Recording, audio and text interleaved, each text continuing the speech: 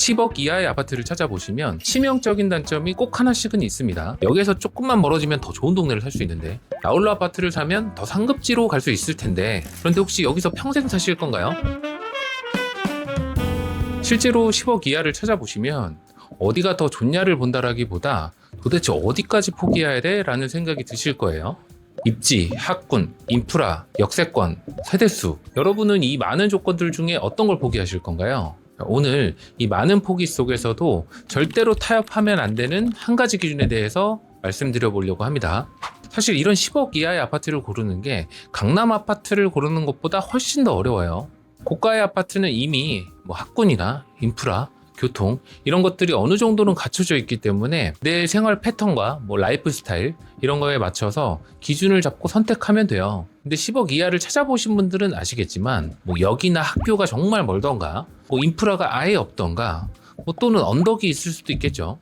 물론 이 모든 것을 갖췄다면 이미 10억은 아닐 겁니다. 그러니까 이것도 포기하고 저것도 포기해야 되는 상황 속에서 우선순위를 정해야 되는 게 굉장히 어려운 거죠. 요즘 집값이 너무 많이 올라서 기준을 15억으로 올려야 되나 싶기는 한데, 우선 오늘은 10억이라고 가정하고 말씀드릴게요.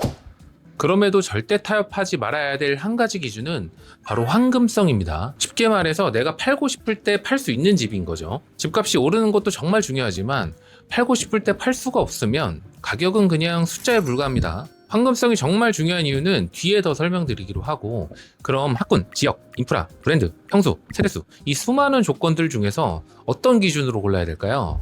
저는 이 세 가지를 우선적으로 보라고 말씀드려요. 역세권의 입지를 구성하는 요소 중에서 가장 핵심적인 키워드죠. 지하철역이라는 거는 교통수단을 넘어서 사람이 모이는 곳입니다. 그렇기 때문에 아무리 인기가 없는 역이라 하더라도 최소한의 인프라와 상권이 자연스럽게 형성이 되는 거죠.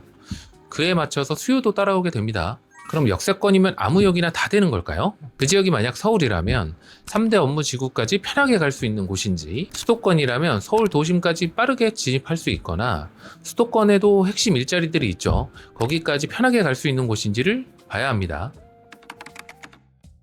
대단지는 대단지라는 이유만으로도 수요가 꾸준한 곳이죠. 그리고 자연스럽게 그 지역 사람들 입에 오르내릴 수밖에 없어요. 우리가 다 아는 단지들 있잖아요. 보통은 다 대단지입니다. 올림픽 파크 포레온 같은 단지들도 있고요. 강동 고덕으로 가면 그라시움이나 아르티온 같은 단지들도 있죠.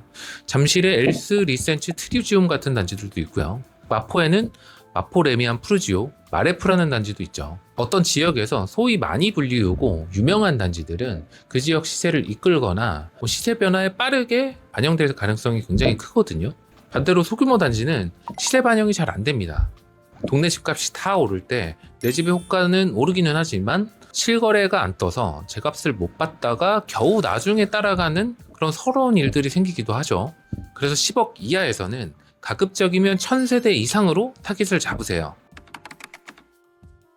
대단지가 중요한 이유도 바로 이 때문이기도 한데요. 상승장에서는 사실 1층이든 나홀로 아파트든 옥상이든 가격만 맞으면 다 팔립니다. 황금성은 침체장에서 증명이 되는 거죠. 부동산 시장을 경험하다 보면 보통 위기와 기회는 대부분 침체장에서 동시에 생기게 됩니다. 혹시 2022년에 정말 극심했던 거래 절벽을 혹시 기억하시나요?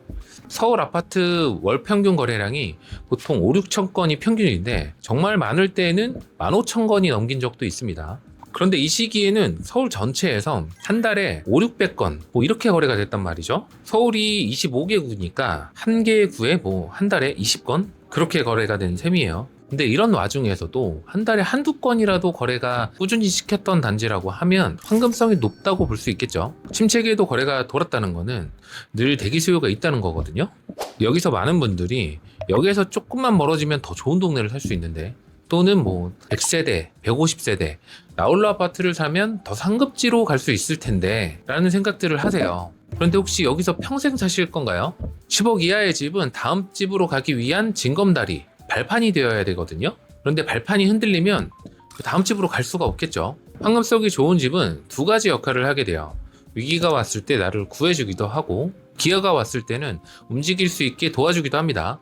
부동산 시장을 경험하다 보면 의도치 않게 위기가 올 수가 있습니다. 생각보다 굉장히 많은 일들이 벌어지거든요. 현재가 고금리이긴 하지만 금리의 변수가 있을 수도 있고, 뭐 예전처럼 역전세가 날 수도 있겠죠. 또는 가족 계획이 바뀌어서 이사를 가야 되는 상황이 생길 수도 있고, 뭐 개인 사정 때문에 뭐 급전이 필요해서 매도해야 되는 일들이 생길 수도 있어요.